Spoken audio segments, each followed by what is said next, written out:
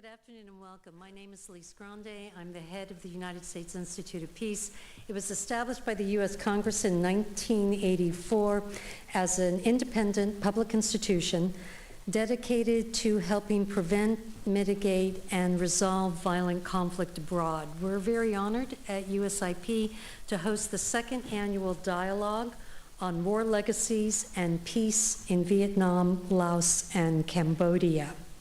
This dialogue is the largest gathering in Washington of governmental and non-governmental leaders that are concerned with U.S. policy towards what President Biden has described on his recent visit to Hanoi as one of the most consequential regions in the world today.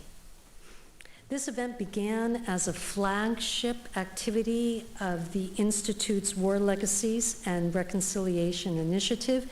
It was launched in 2021. Current events have made this gathering particularly significant. Our event is one of the first public events between our countries following the announcement of the U.S.-Vietnam Comprehensive Strategic Partnership on Sunday. We congratulate President Biden and General Secretary Nguyen Phu Trong on this historic agreement, which can be seen as a culmination of one of the longest reconciliation processes between states in the entire modern period.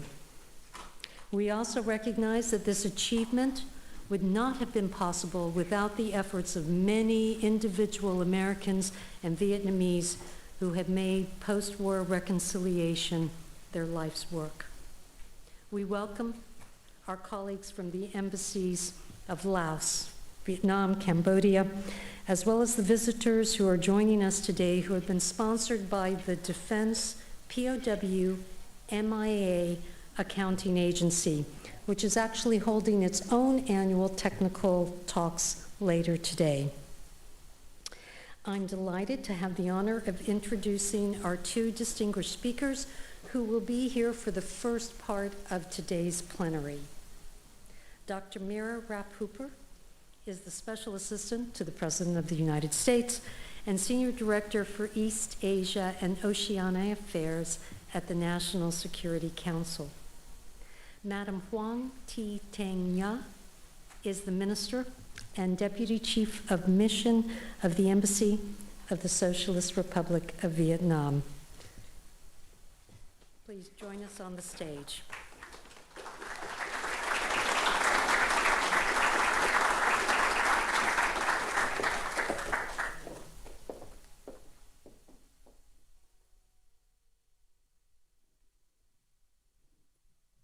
May we start with you? Of course. For your introductory comments, and then Madam Minister. Thank you so much, Lisa, and thank you to colleagues at USIP for having us today for this incredibly important conversation. As Lisa has just indicated, it could not be more timely. Before I delve into my opening remarks, in which I hope to just share a little bit with you about the historic trip that President Biden just took to Vietnam to unveil our path-breaking comprehensive strategic partnership with Vietnamese friends. I want to start by thanking Vietnamese friends, and in particular our ambassador here in Washington and DCM Na herself. Presidential trips always take a village to pull off, but as we'll speak about today, we had an extraordinary diplomatic opening with Vietnam that required a true all-hands-on-deck approach to make sure that we were able to achieve a visit befitting the aspirations that we had for it. And we worked so closely together to make sure that that was possible in recent weeks. So it's wonderful to be on the other side of it, get to share a little bit about it with you all today, but to be sitting next to a great friend and colleague to do it.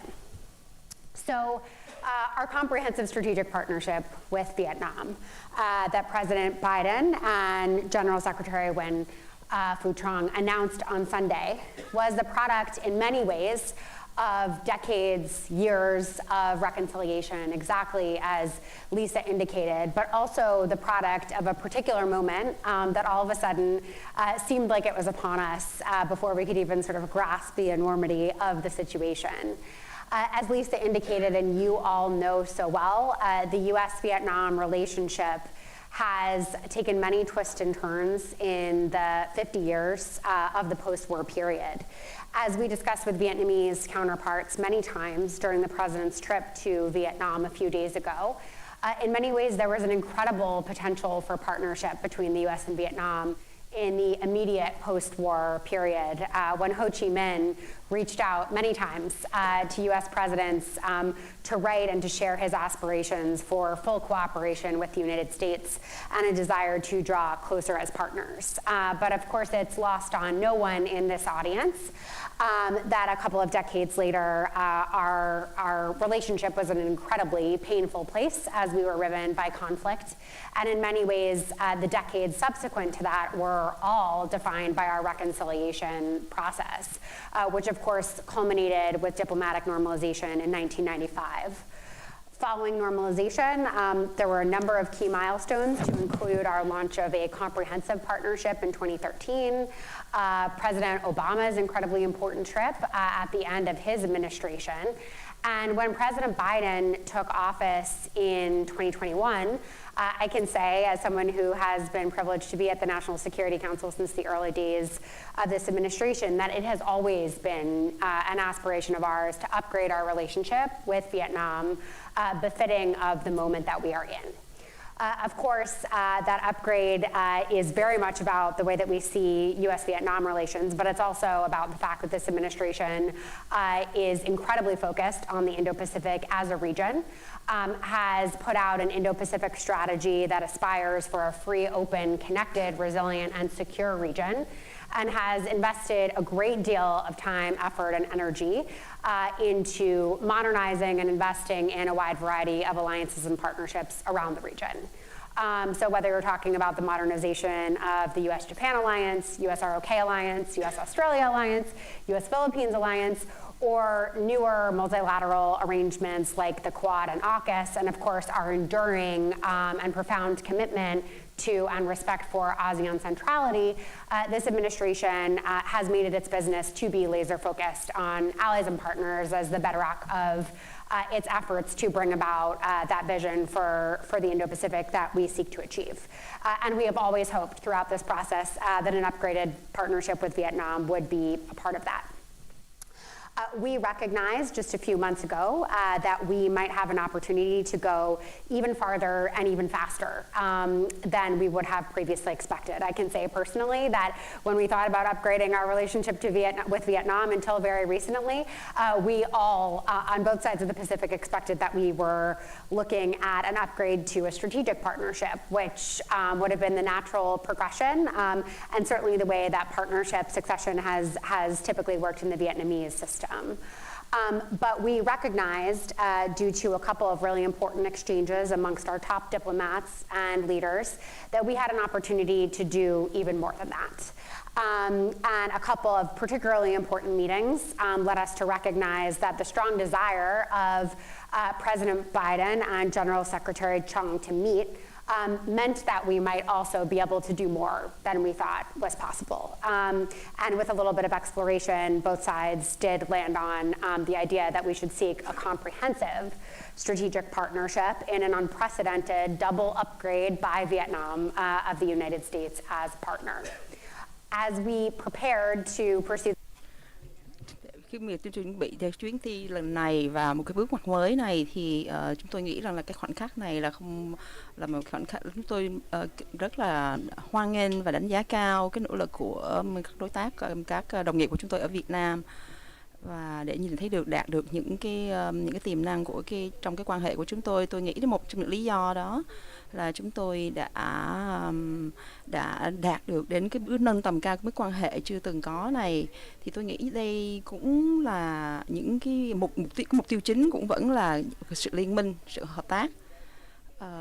Các bạn cũng đã thấy là tất cả những cái văn kiện từ trong chuyến đi, những cái lời công bố chung cũng đã được đưa ra, vì điều này phản ảnh là Hoa Kỳ và Việt Nam cùng song hành với nhau trong cái quan hệ giữa Hoa Kỳ và Việt Nam trong cái giai đoạn tới này, trong tầm cao mới này, hoàn toàn là hợp nhất cùng với những mục tiêu mà phía bên Việt Nam đưa ra. in both teams and drove us to the very successful visit that you saw just a few days ago.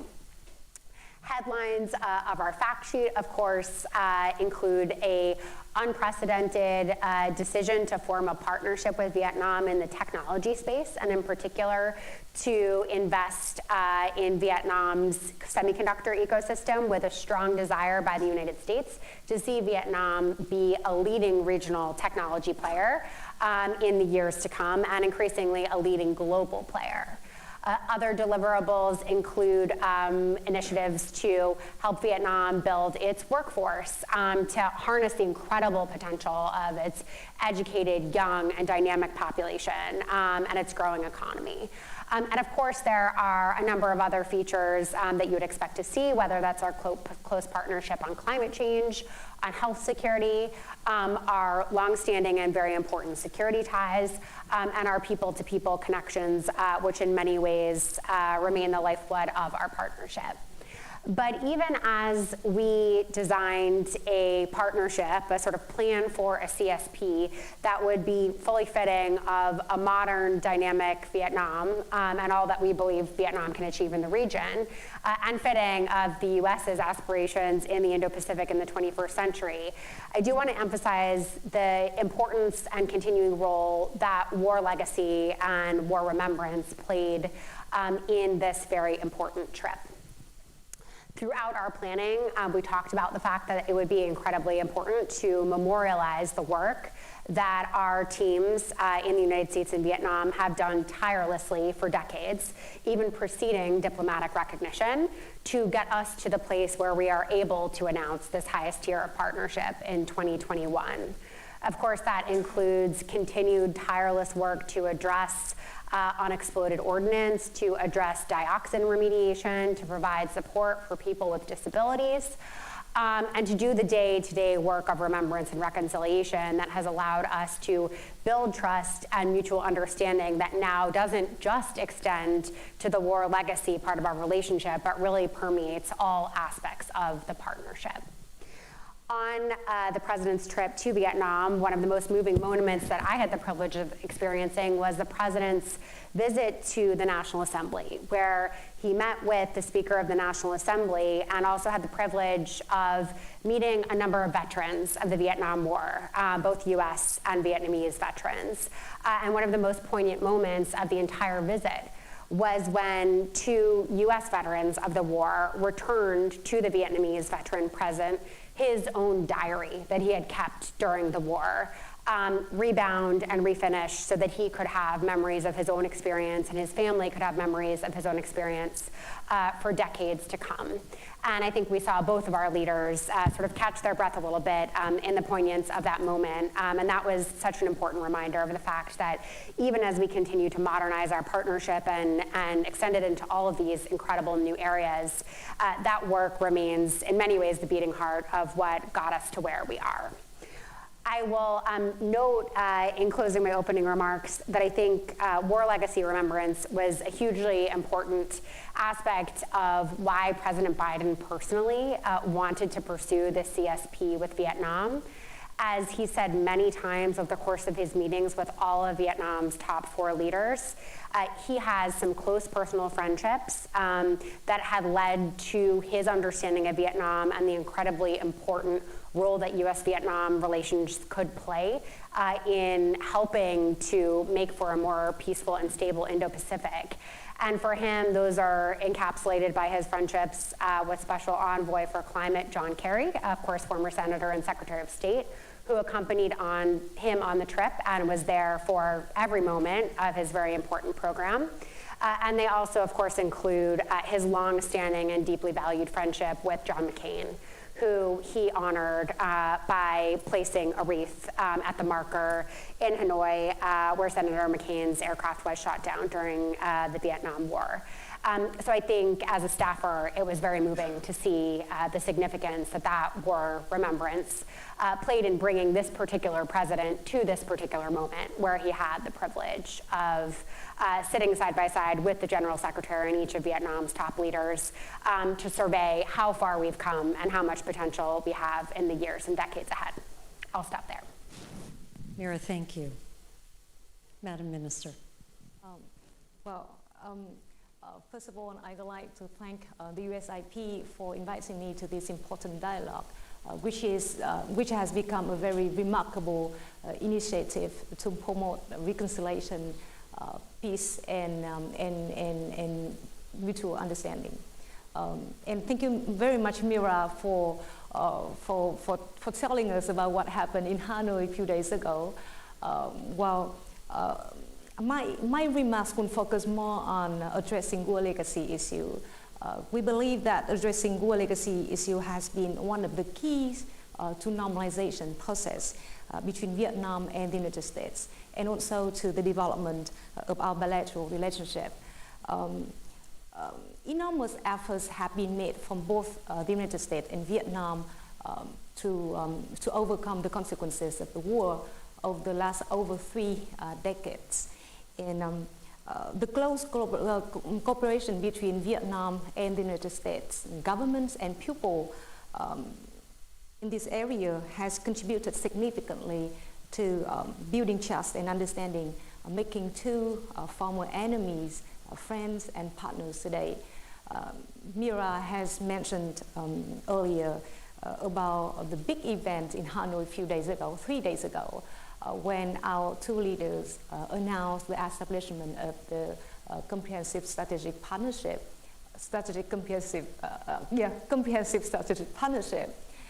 for peace, cooperation, and sustainable development during President Biden's visit. Addressing Gua legacy is one of the key pillars of the newly established partnership, as it has always been in Vietnam-U.S. relations over the last 3 decades. The leaders of Vietnam and the United States reaffirmed a very strong commitment to solve the consequences of war, including remediating dioxin, cleaning up unexploded ordnance, supporting persons with disabilities, and accounting for missing and fallen soldiers from the war. Also during the visit, Mira also mentioned about the event at the National Assembly where American and Vietnamese veterans exchanged their wartime diaries. And we have just learned that Vietnamese side also received a very important information from the US side about 500 soldiers, which will be very helpful for us to identify our fallen soldiers. The cooperation on Gua legacy are meaningful to Vietnam-U.S. partnership, and also for many of our families that still endures the pain of war. Let me share with you a story of a lady who wrote a letter to my ambassador a few months ago. Her father was an Air Force major, and in 2015, with a lot of efforts and assistance from the local government and people of Thanh Hoa province, the joint excavation team found her father's remains and repatriated him in 2017. This June, she came back to Vietnam to celebrate her father's birthday, and she planted a peace tree in the former excavation site. She also gave 50 rice bags to the local Buddhist temple to commemorate the 15 years of the Paris Accord. And she told us that she saw her father in her dream the first night when she returned to Hanoi. She returned to Vietnam. And this story, and many other stories my colleagues in embassy had chance to hear, remind us that much needed to be done to heal the wound of war in Vietnam, Laos, Cambodia, and also in the United States. We appreciate all cooperation efforts to address this issue, whether it's from government or organizations or individuals. And on this occasion, we would like to suggest following points. First, we would like to call for the U.S. Congress and administration to allocate more resources for addressing war legacy issues in Laos, Cambodia, and Vietnam, particularly on unexploded ordnance cleanup and risk awareness education as well. Dioxin remediation, support for persons affected by Agent Orange, and accounting for fallen soldiers and bringing them home. We look forward to further support for building a data center to identify Vietnamese MIAs and improve our DNA analysis capabilities. And second, in addition to addressing war legacies, we hope that there would be more cooperation between the United States and Laos, Vietnam, and Cambodia in economic trade, investment, infrastructure development, connectivity, and response to climate change through the Mekong-US partnership or many other bilateral and regional initiatives. We believe that as a Pacific power, the United States and other partners can contribute to turning Indochina from a former battlefield into a place of opportunities, a hub for development and cooperation. So once again, I would like to thank USIP for this very important dialogue. Thank you for your attention. Madam Minister, thank you. Dr. Rep Hooper, thank you. With your permission, we'd like to ask you just a few questions. Of course. 50 years ago, our two countries were at war. We were enemies. And 2 days ago, we became the highest form of friends you can be between states. Why did it happen this year? Why weren't we able to do this 5 years ago, 10 years ago? Why couldn't we do it right after the war? What is so special about 2023 that we have achieved this?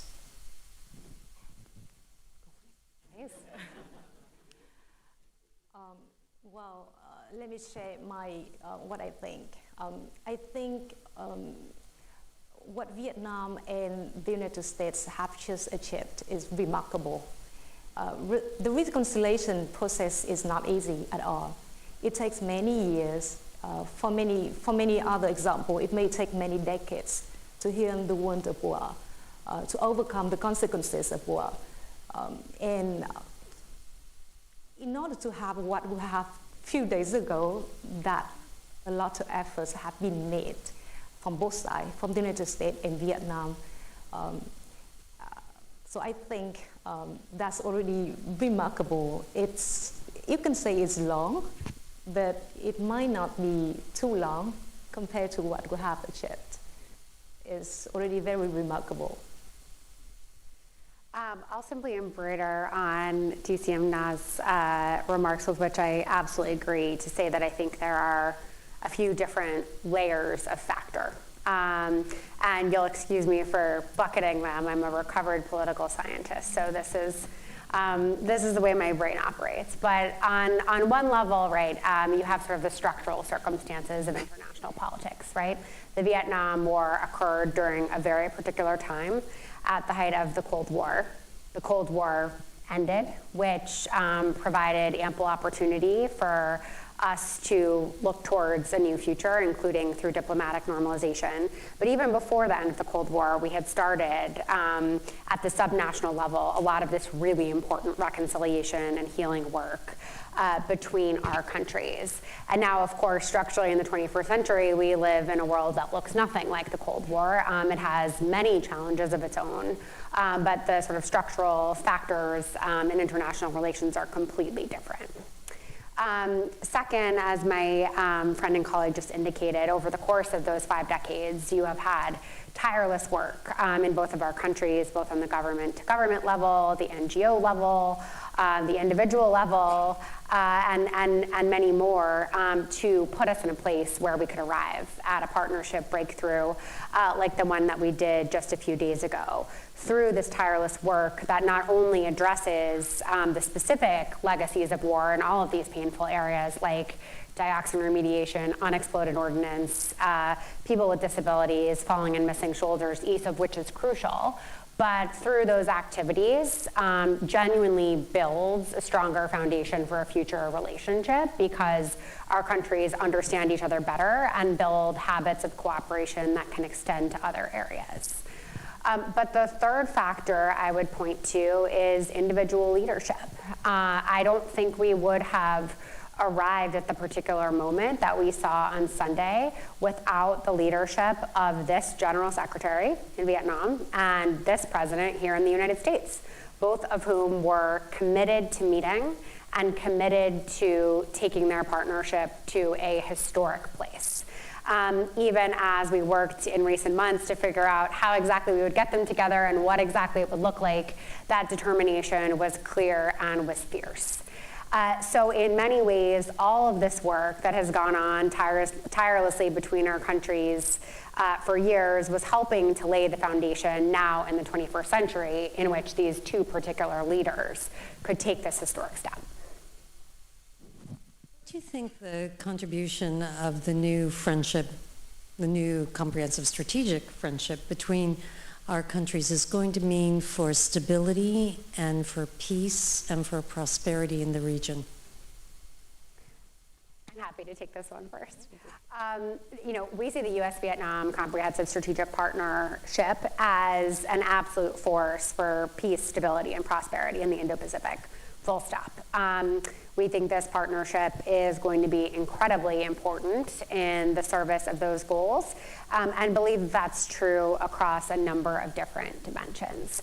And I think the different ways in which we see that being true are evident in our joint statement, in our fact sheet, and in the ways that our leaders interacted in Hanoi just a couple of days ago.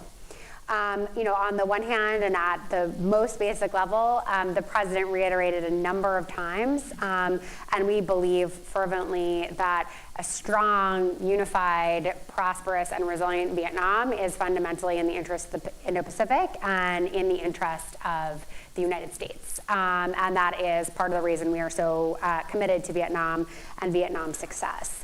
You can see that in our enthusiasm for partnering with Vietnam in the technology space, where we think Vietnam has a huge role to play in resilient supply chains and in the technologies of the future. And we believe that the partnership that we announced this past weekend is just the beginning of much stronger cooperation in this space. We believe that Vietnam has incredible, both realized and future potential as a climate leader in the region, taking some really bold and important steps that can inspire and rally cooperation from others in the Indo-Pacific as well. We obviously believe that we see eye to eye in a number of important strategic areas. One that was on full display and discussed many times was, of course, the importance of rule of law, freedom of navigation, and peace and stability in the South China Sea, where our leaders are deeply aligned in their views and in their perspectives. And all in all, we believe that the United States and Vietnam have similar approaches to the way that we engage with the region and the way that we approach our partnerships. As already mentioned, the president, the vice president, and all of our top leadership are deeply committed to ASEAN's strength and ASEAN centrality. And of course, it goes without saying that Vietnam is incredibly so. But we also see our partnership with Vietnam as part of a broader, overlapping set of interlinking partnerships that are emerging throughout the region, all of which we think provide stabilizing forces. So while I've already rattled off a number of the important alliances and partnerships that the United States has pursued under the Biden administration in recent years, it's also worth noting that Vietnam is pursuing some really historic partnerships of its own, whether that's with the Republic of Korea, with India, with Japan.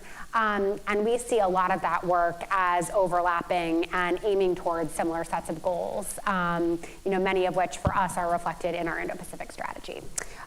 So it goes without saying, I think, from where we sit, that this is a partnership for good, for prosperity, for peace. And the fact of vaulting it to the level of comprehensive strategic partnership means, from where we sit, that more and more possibility will open for what we can do together.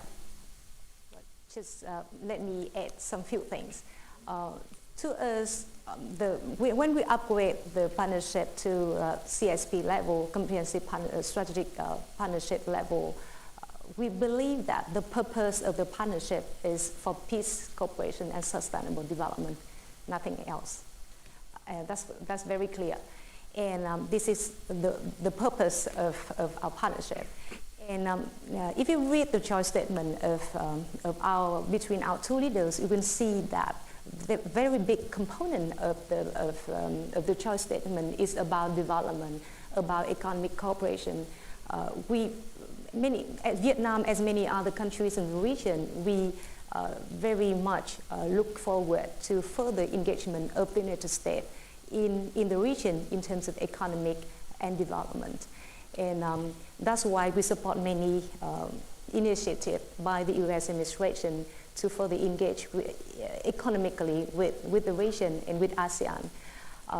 Another point I would like to add here is between ASEAN and the United States relationship. ASEAN and the United States have also upgraded the partnership to a comprehensive strategic partnership. And our bilateral relationship would like to contribute to further develop the relationship between ASEAN and the United States. That's what we think, that how our bilateral relationship can benefit to the region and to the world at large.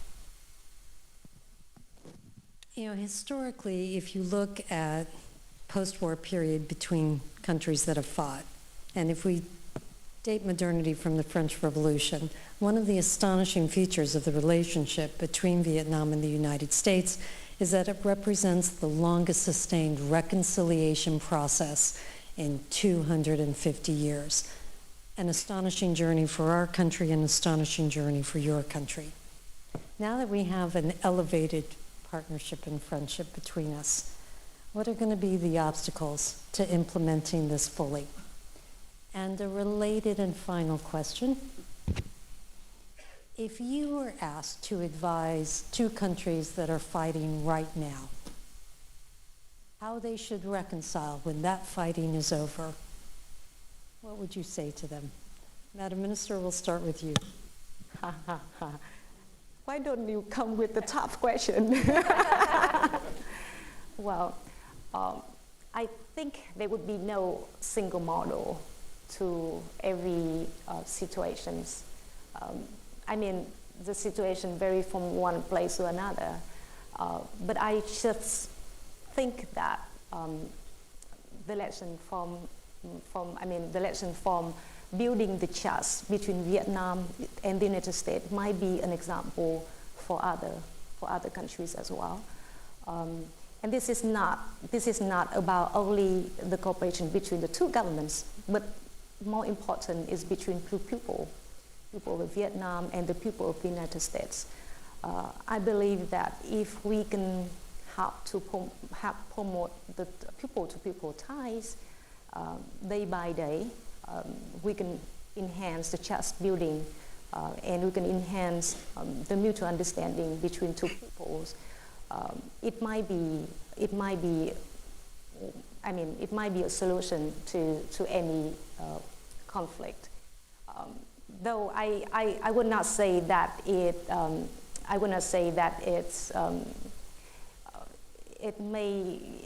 we can have the solution in a couple of days. No, the reconciliation may take many years or many decades. But I hope that what Vietnam and the United States have achieved today can be something that other countries think of. So when it comes to obstacles for implementation, I think it goes without saying that what we have announced on Sunday, what our leaders announced, is incredibly ambitious. And anytime you set your sights to historic levels, which we have necessarily done, you're always going to have to kind of scurry to catch up with that level of leader ambition. And every government faces constraint as they implement the vision of, in particular, two visionary leaders. We're very enthusiastic about kind of matching that level of ambition, but of course, course, there will always be obstacles to doing so. Simply where I sit again as a White House staffer, I wish it was possible for the U.S. government to devote unlimited resources to all of these initiatives in our fact sheet with Vietnam. But of course, we do have limits. I wish, we had unlimited caps on our staffing of our embassy in Hanoi so that we could implement our plans together as quickly as possible. But of course, there are limits on that as well. But I think that one of the very important lessons that we learned from Vietnamese friends and the Vietnamese system of partnership is that what we announced on Sunday is not just a burst of energy that is intended to be realized immediately or even in this administration for us, but it's a partnership whose vision is going to need to be implemented and fulfilled for years and years to come. And that's one of the remarkable things about the work that our teams have done together in recent weeks, is that it was not just about preparing for a historic leader level visit, but it was putting down on paper the contours of a partnership that our teams will be implementing together long after we have left these positions. And that is a very special thing to be a part of. When it comes to the question of how we might, make recommendations humbly to any countries who are experiencing the scourge of conflict right now, I think, the best lessons we can draw from our own experience. Number one, to be patient. This is a 50-year narrative arc that we are talking about, an extraordinary one, but a very long one indeed. But number two, to let your people guide you. I think one of the things that is most striking from the U.S. side is how much of our initial war legacy and reconciliation work was led by American veterans and service members who wanted to see a different future for the Vietnam-U.S. relationship, despite and because of having served during such a painful period. And their entrepreneurship in making possible so much of the work that unfolded over the course of the subsequent decades is something to which we owe a great debt of gratitude. And of course, so many individual groups in Vietnam had the same important leading role. So in many ways, our war legacy work built the foundation for our governments to establish much stronger relationships, but it was key groups of service members, of NGOs, of activists, of individuals who lit the way for that work to become possible. I'd like to thank you both for being with us and allow us a personal comment from USIP. When this institution was created, the leading forces were combat veterans from our own Congress. Of course, we were established in the aftermath of the Vietnam War. So built into the very heart and the soul of this institution were people who had fought and who never wanted us ever again as a country to be in that same situation. I hope everyone joins me in thanking the minister and thanking Dr. Rapp Hooper for their introductory comments. Thank you both.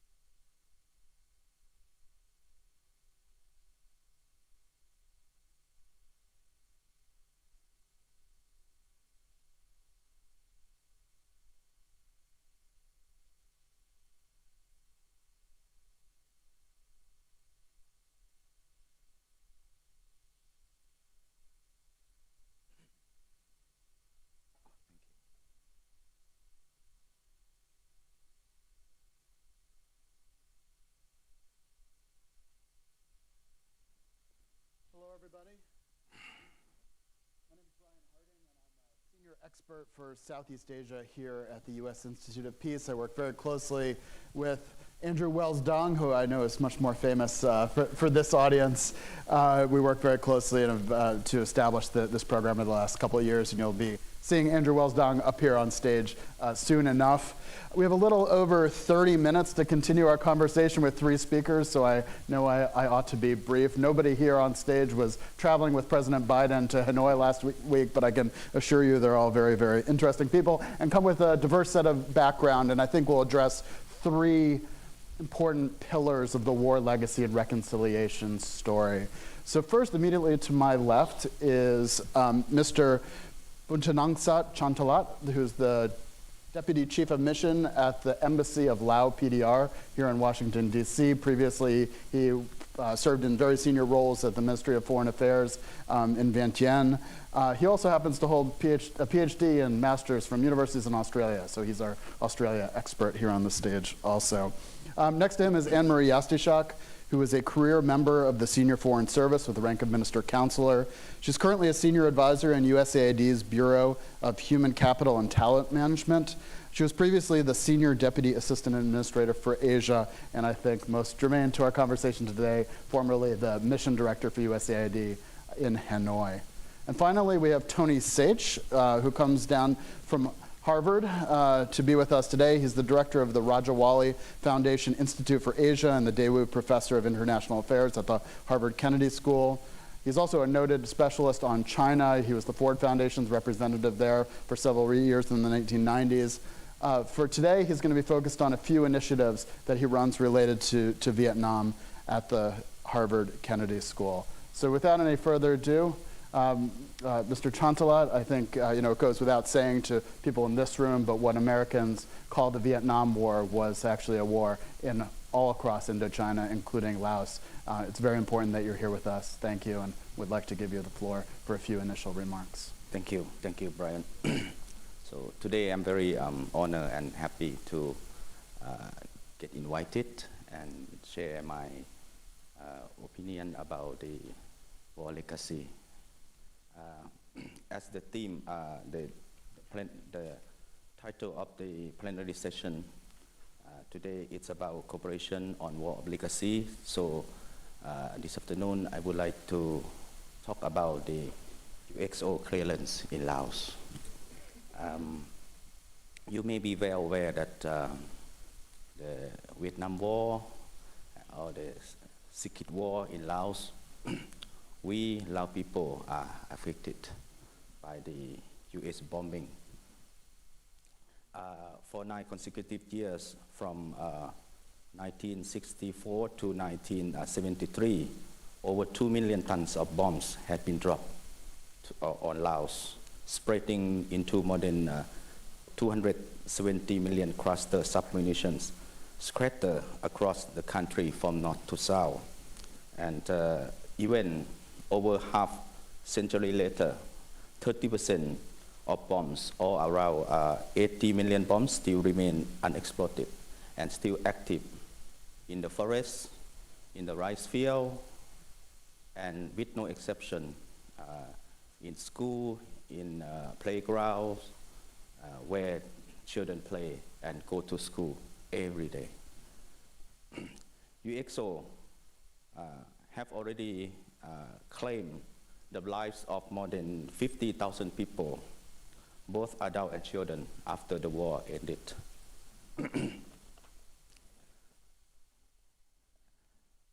And they are injuring and killing our people every day.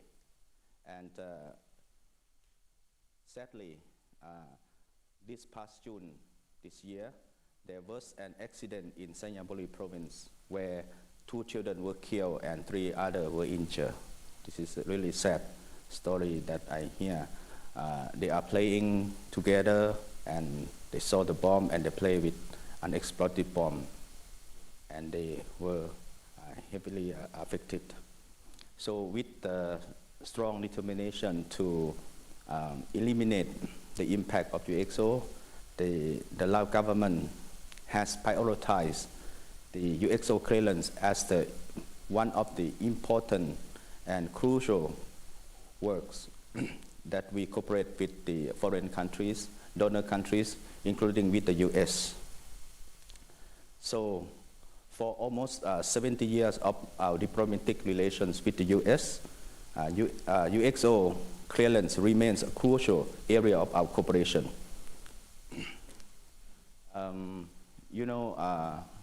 To remove or clear UXO completely from the country is not an easy task. It requires time and huge budget.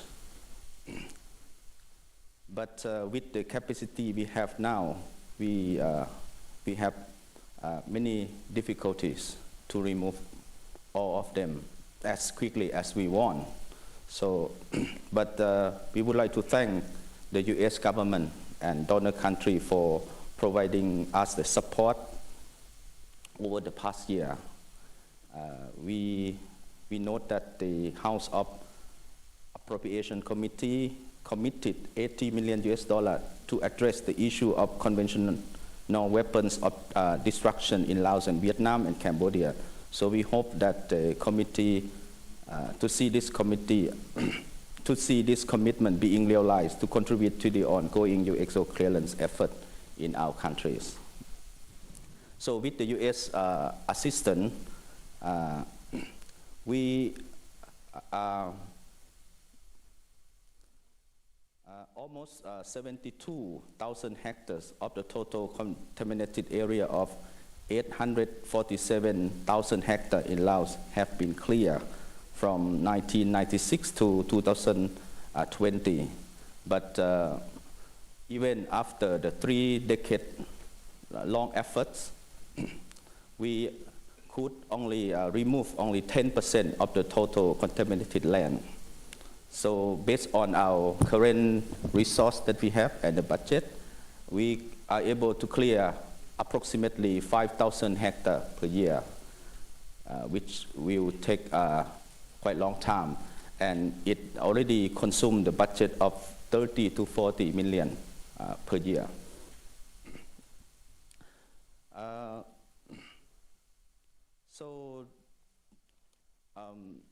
With the impact of UXO, we would like once again to express our thanks to the US government, donor countries, international organizations for helping us, and looking forward to continued assistance. So thank you very much. Well, thank you, and I think we heard, this is an issue that our friends in Vietnam and Cambodia are also following. Where it was interesting, Ms. Na's remarks earlier. Maybe we'll circle back to this about the importance of us all working collectively. That's not just a U.S.-Vietnam proposition. So thank you for those initial comments. Anne-Marie, we'll go to you next. Thank you. Thanks very much for inviting me to speak today.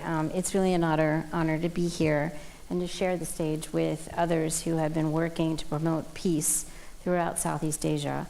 I do want to just take a minute to acknowledge the incredible place we are today with the President's visit to Vietnam and the elevation of our partnership to a comprehensive strategic partnership. It's really a remarkable achievement that would not have been possible without all the work that we've all done together to address war legacy issues. I arrived in Vietnam in the fall of 2020, and it was very meaningful for me because my family, like many American families, shares an intimate connection with Vietnam. One of my older sisters served during the war in Vietnam as a naval nurse on a hospital ship, the USS Sanctuary, caring for American soldiers, but also primarily taking care of Vietnamese women and children. And she shared in that pain at the time and the place and the decades afterwards, suffered from dioxin exposure and disabilities stemming from her service.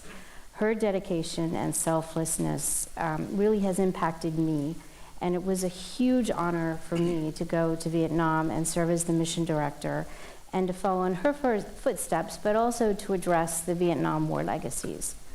And we've made, I think, enormous progress over the last few decades to address war legacies, but also to look at other programs that we've been working on in Vietnam, which we can get to later.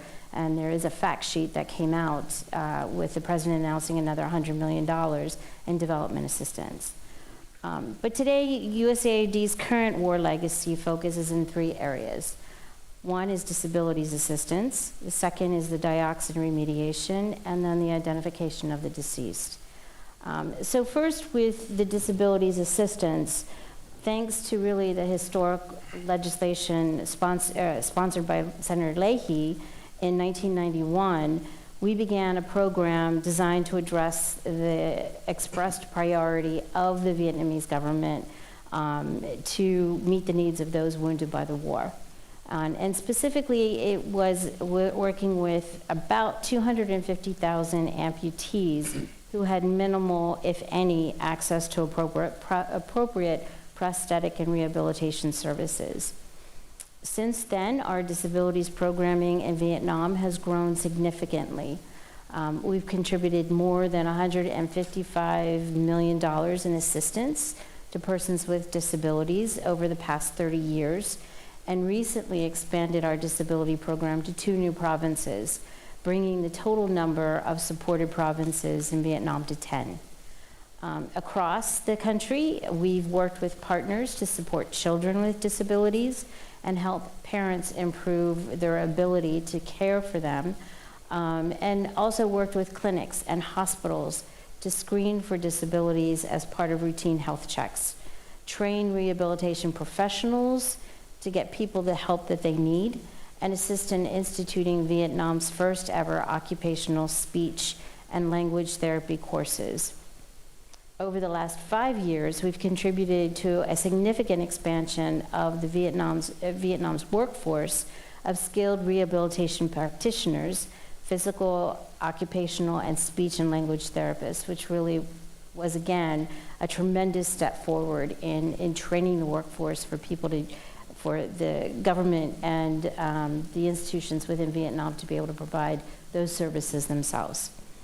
And now, for the first time, these services are really available through a number of communities. The second area was the dioxin remediation, and again, in close partnership with the government of Vietnam, we continue to work on remediating dioxin contamination, with one project complete and the other in process. So we successfully completed the cleanup of the Da Nang airport, and now it's a cleaner and safer city, with the airport expanding to utilize 75 acres of cleaned land. We're working closely currently with Vietnam to replicate this success in Bien Hoa, the airbase, and the largest remaining hotspot of dioxin contamination, and an enormous challenge, really the largest Superfund site in the world. That will involve 4 times the volume of soil that was handled in Da Nang. We are committed to working with Vietnam to complete the dioxin remediation efforts at Bien Hoa, which is really an estimated over $450 million to complete. And we recently expanded our bilateral agreement to ensure implementation until 2028. The last area I really wanted to focus on as far as the war legacies is really our newest area, and that's the identification of those that were killed or missing during the Vietnam War. With the Department of Defense, we're moving forward with new technology to work with the government of Vietnam to improve its means of identifying missing Vietnamese from the war. We have been honored to contribute to this absolute crucial effort. The families need and deserve closure and seeing their loved ones laid to rest. We can't forget, ignore, or deny the legacies of the past. We'll continue to do our part and address and resolve them, and in doing so, open up the possibilities to the future. In addition to our War Legacies program, we do have a comprehensive development program in Vietnam currently, where we are working with the government on improving governance and transparency to really strengthen inclusive economic growth. We have been addressing other environmental challenges such as oceans plastics, and now for the first time really focusing on the Mekong Delta again.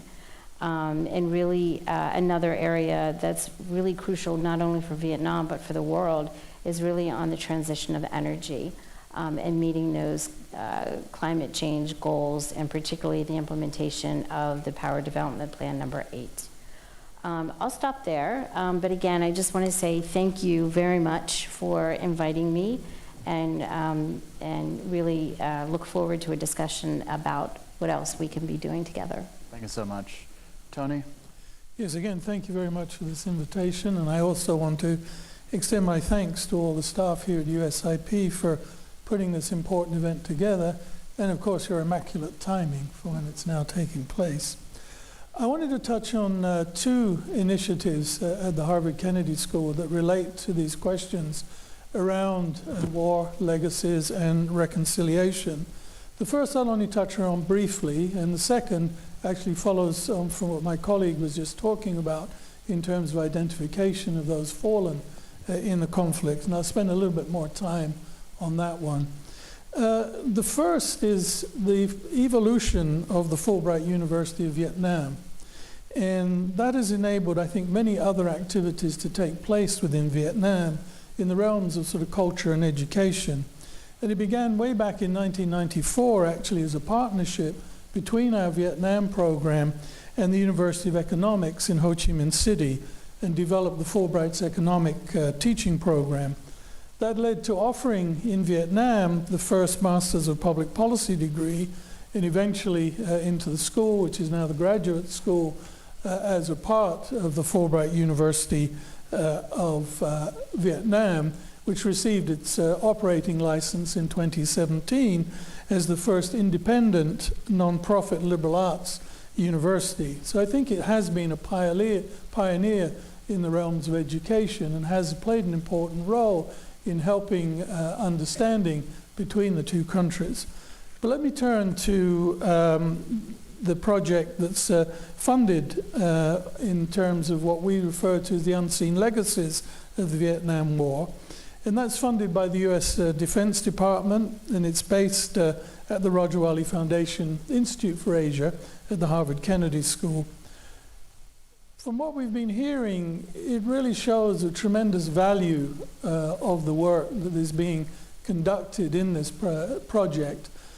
Many of those in Vietnam have been searching for decades for what has happened to their loved ones, trying to bring some closure to what happened during the war. So it's a very valuable, but it's also a very emotional project in many ways, which I mentioned subsequently. As has been mentioned by the first two speakers, during President Biden's visit to Vietnam on September 11, when President Biden met with the chair of Vietnam's National Assembly, that witnessed the handing over of one of our latest deliverables from the project, which was information on 563 fallen Vietnamese soldiers of the 273rd Regiment, and was delivered to the Ministry of National Defense.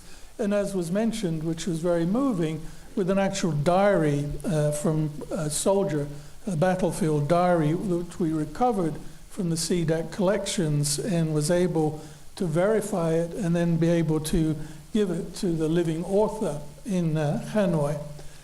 Previously, I experienced something similar when we met with a gentleman who'd been searching for decades of information of what had happened to his father.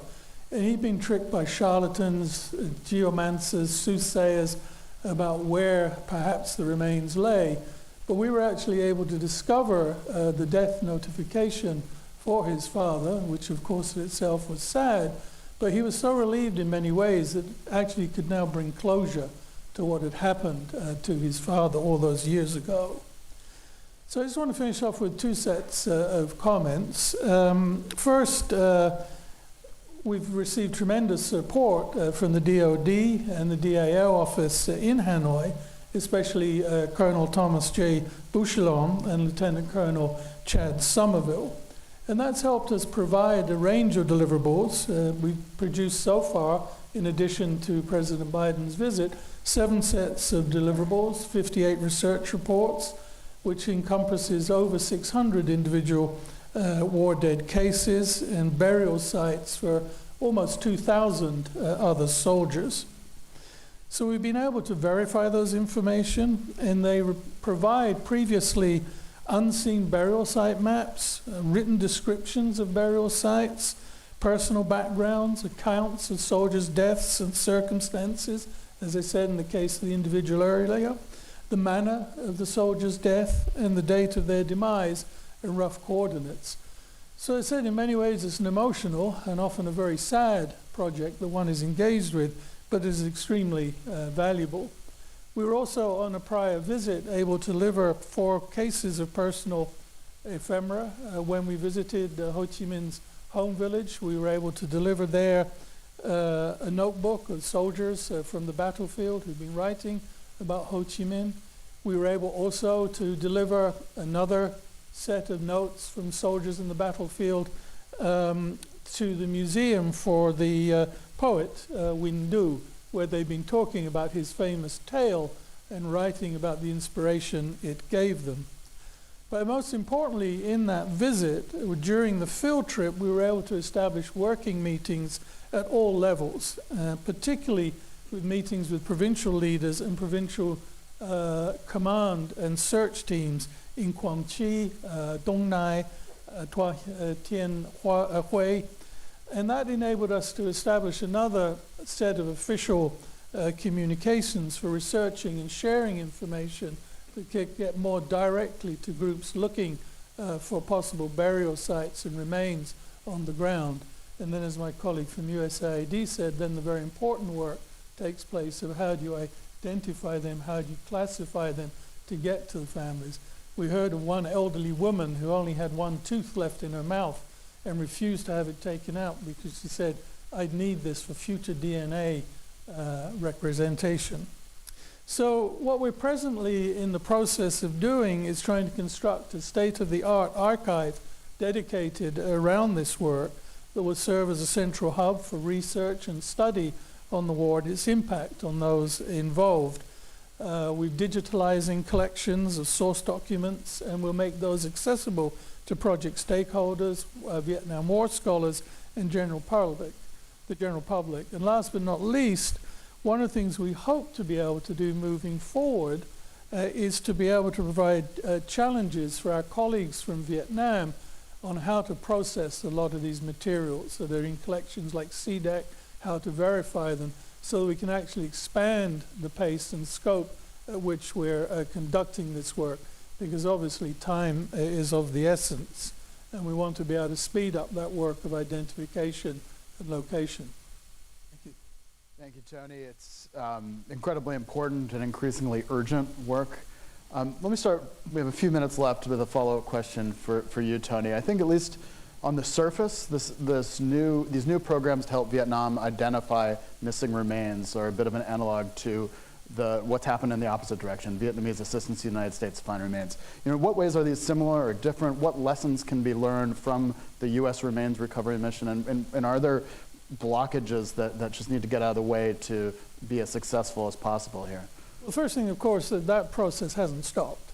And many of the people that we've been interacting with, particularly when you get to the local level, are military figures who've been involved in that program and project of helping to locate American missing in action. So I think that gives a very important experience. And what helps us is they're actually themselves quite skilled at helping identify how valuable that information may or may not be, and they can help with the verification process. Part of this problem is, and we know that there was a burial site next to a tree at this point. You go there, it's a shopping mall. And so a lot of that local knowledge becomes really crucial. So my personal view is that this work dovetails very well together. But I want to stress again, the vital next component is what USAID is doing with the identification. And it needs a different process. And so a set of the bones that were collected were taken to The Hague, which has one of the main places for identifying war dead. They were able to develop technologies which will help with this process of identification in Vietnam. And that is a technique that the Vietnamese did not have locating American missing in action. So I think they're complementary. I think they build on one another, and hopefully they'll compound the impact that we'll have with this work. Great, and I'll just say, one of the objectives for this symposium and why it's second annual and why we found it useful last year was that there's so much work happening in different aspects of reconciliation, war, legacy work, and certainly there are lessons to be learned about people working in various parts, and of course also connecting it to the strategic relationship between the United States and Vietnam, the United States and Laos, the United States and Cambodia. On that, Emery, let me ask you a version of the question that Lise Grande asked earlier. What lessons should two other countries take from this pretty remarkable journey that the United States and Vietnam have been on that I think we could say has been largely a success? And what are to you, you've lived this in Hanoi, what were the ingredients of success? I think, again, I think Mira said, patience is one. I think persistence is another. And I do think that there's going to be times when it's going to be hard to come together, but I think continuing and having the idea that you're achieving something together is going to push you forward, and so that persistence builds that trust, and that's what you have to have is really the trust between the two to come and make it this far in what we've done with Vietnam. It is quite amazing, and I would say that another portion of what our reconciliation work has been doing is looking at how do we tell the story of where we've come from. Two enemies that have come together to clean up the remediation, the dioxin that was left behind. It's pretty extraordinary. And so another part that we've been working with the government of Vietnam is on strategic communications and telling that story and looking at the War Remnants Museum over how, and with USIP's help, is really how do we then change that to tell the story of the two enemies coming together to really achieve peace and prosperity for their people. And I think personally another part of it is, answering that question of it's been almost 50 years, why do we need to still do this? Because there's incredidible humanitarian needs too, but Absolutely. It's also important for our countries. Let me ask the final question back to Mr. Chantalat. We should acknowledge that U.S.-Lao relations have not come the same distance as U.S.-Vietnam relations, though in a lot of ways U.S.-Lao relations are warm. And I think it really is notable how our friends from Vietnam, I think not so subtly anymore, say that the United States and Laos, United States and Cambodia should take some lessons from this U.S.-Vietnam journey to forge a closer relationship. How can this be? War legacy cooperations be a greater vehicle for U.S.-Lao cooperation and dialogue? Where can we go from here together as two countries? Yes, thank you very much, Byron. This is a really good question. I believe that our bilateral cooperation on XO clearance is really a type of effective and good cooperation. Why? Because to promote cooperation and build peace, we need safety nets for the Lao people who are living in the contaminated areas. They deserve to have the feeling of safetyness to live. They deserve to have the normal livelihood. And with the U.S. assistance in this area, the Lao government can develop the country. And the huge area of land can be cultivated. If we don't remove UXO, we will continue to face the current impacts of UXO, and our children, our students, our farmers, and the people living in the remote area will still face these imminent impacts. So we are very grateful that the U.S. continue and commit to help Lao government to to remove the UXO. And we believe that this kind of cooperation will be continuous and promoted even further.